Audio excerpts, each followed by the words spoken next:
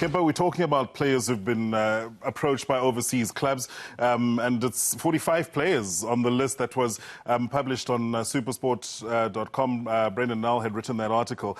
And the number is going to grow because we know that there's French money now. We know that the Japanese teams are allowed more than an extra foreign player. So it's not the end of this player exodus, not by a long shot.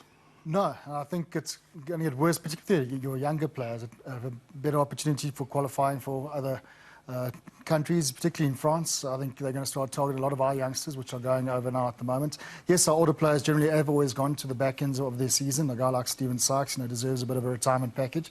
But, as for the rest, you see a guy like Franco Mostert leaving, it's, it's not very good for South African rugby, I don't think. And you can understand the guys that are doing short-term stints in Japan. There's less pressure, there's less rugby. For them, it's generally a different lifestyle that they get to lead for a couple of months. But they are back for Super Rugby, thankfully, guys like Warren Whiteley. But for the rest of it, it is a massive drain of players that we have in this country. And unfortunately, I think they're going to start targeting the younger versions more so than the older ones. Bobs, it's not just the players. The coaches are now also being approached. And in the last couple of weeks, we've seen Dawie Theron, Rassie Erasmus, Jacques Nienaber, Frans Ludeker, John McFarland, Eugene Elo, Phil Pretorius, amongst the names that have been linked to other overseas clubs. So it's a worry all round. It's not just the players. And I'm pretty sure it'll hit other technical expertise in the backroom. Yeah, as long as rugby's not leaving, we're still fine. Yeah. But no, it's going to be one of those. I think that's what we started to see, especially with the overseas Northern Hemisphere teams. The way that they've changed their approach in the game is because all that intellectual property that we're draining out towards them, and their youngsters are getting the best of what we have done in the South, and it's starting to show by the results that we had. Well, there we have it, and that's the news that's coming out, X. Yeah, Mats, and you've been in touch with a lot of the young players, especially via Varsity Cup over the last, I don't know how many years now. And to see that under 21 players are also being targeted, guys who haven't even played professionally yet, that's a worry. And with the advent of, the structures that we do have, the fact that we're putting our youngsters on television, scouts are watching this on YouTube around the world, also trying to find some of their own talents for their own clubs and their own nations, probably. So I think it's going to get worse as the years progress, and the teams will get younger and younger. And we'll, like the guys, Nos Botha was saying this last year already, that we're going to see younger people playing in your Super Rugby. So now all of that pressure on a 20-year-old to now go out there and win that title for their team. So yeah, we're going to see a big bleed, and I think over the years it's going to get worse and worse because money makes the world go round. Yeah. Thanks very much for getting on Twitter. Use that hashtag SSRugby to join in the conversation. Pierre McLeod's just sent me a tweet saying we've already seen the effect of the player exodus. It'll just get worse. Players used to leave at the end of their career. Now it's 20-year-olds, and that's the whole point. And do join in the conversation. Use that hashtag. Would love to hear what your thoughts are. Let's take a look at the players that are leaving for next season. We'll start with the Bulls, so no particular order, or alphabetical order rather. And it's already quite a list. Out of that entire list there, Robbie Kempson, the only player returning for Super Rugby is Jacques Potgieter. That is a problem. A guy like Lapis Mavskakni, he's been unbelievable for them this year, to lose him. And a leader and the captain. And a leader. Grant Tuckton, another one. He's a journeyman for them. It's really helped them out throughout. And Jacques is coming back, but it's a lot of players leaving. That's just from one of our franchises. Still got the others to come up.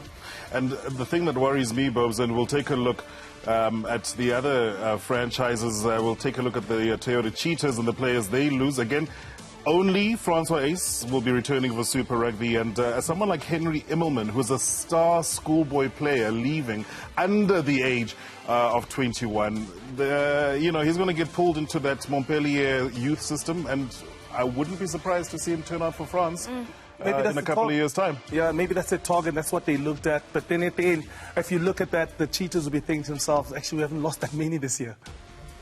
Yeah, and the Southern Kings, we know we've spoken about the fact that they're going to lose players, and I know that at least one of those guys is going to try and qualify to play for another country. I don't know if I'm allowed to mention any names, Robbie Kempson. You know these guys quite well. We do understand Steven Sykes. He spoke about the fact that he is a veteran, but to see James Hall, Shane Gates leaving, it's way too soon. Very youngsters. Aiden Davis, he's a youngster. James Hall, he's not even 20 yet. And Gatesy that's a big loss for the Southern Kings. He's come right through the system. He's captained their side, so he's making a permanent move to Japan and hopefully to qualify for them. So that's another youngster lost in the system. Mats, we've been all about the Lions so far from a South African point of view in Super Rugby. They're very fortunate, and I think their results have probably got a lot to do with the fact that Warren Whiteley, Jaco Kriel, Elton Jantjies, Lydell Mapu and Warwick Tecklenburg will be returning. So at least there's something to play for.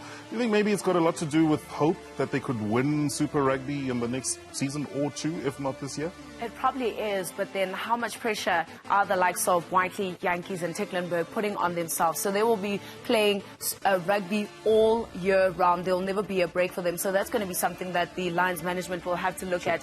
Franco Mostad has had a really awesome season this year in Super Rugby, and I felt that would probably be a man that would have preferred to stay. It's disappointing to also see him leaving, especially having earned his Springbok colours as well. So Derek Mini, Manus Boshoff, those are guys that should be staying, adding to the depth of the Lions. Yeah, there's a bit of a tussle between the Lions and Franco Mostert going to Lyon at the moment, and it kind of scares me, guys. Lyon, not a bad side, but certainly not one of the top sides in the top 14, and if they've got the financial muscle to pull in a Springbok logboats, we're in trouble. Well, he's only 26.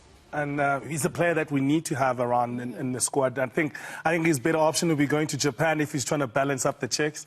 And at the end, I mean, we have to look after these players. There's lots of rugby to be played in that top 14, and it's difficult because you're not just playing in that, you're playing in the UEFA Cup too. So there's a European Cup at the same time. So players end up playing about 38 games in the season. Well, we spoke about a lot of the players who are going to be heading back, but let's take a look at the Sharks, because the interesting thing about the Sharks team, and you'll see a similarity with the Stormers, is that none of those players, Robbie Kempson, are going to be returning for Super Rugby. So cheers, Marcel Coetzee, JP Peterson, Paul Jordan, Joe Peterson and Kyle Cooper, guys who all participated in Super Rugby this year. Yeah, none of them started, and Marcel Coetzee is a big loss for them, there's no question. I think JP, from a backline point of view, a lot of experience, current Springbok wing being lost. Paul Jordan, he's still a relative youngster going to La Rochelle, so, unfortunately, the French league has just all this money that they can spend on these players, and we seem to be the easiest ones to be contracted because of our rand. Yeah. Kyle Cooper has made a great decision. They're going to the Falcons. Yeah, somebody's a little biased. It's a little chilly up there. He must just bring all his warm gear. Yeah, no, Newcastle was a pleasant place, and then Zobani Bobo went to play there. Let's take a look at the Stormers again. Like the Sharks, no one is going to be coming back. And if you look at someone like Jean Klein, he's a talented youngster. He looks like he's got a massive future ahead of him. Vincent Koch, another Springbok. Skalkberger, yes, we understand, at the end of his career, and has already played in Japan. But Nick Groom, Louis Shearer, these guys were starting to see themselves feature around the Springbok fringes. And we've got a dearth of scrum halves at the moment. There's a bit of a problem at the scrum half berth, so maybe Alistair's going to have to look at some other youngsters. James Hall's left, the young guy from the SA under 20, so where does he look next? I mean, are there other youngsters coming through the system? Who's available? And what is going to be the policy selecting overseas based players if they're not coming back to play Super Rugby?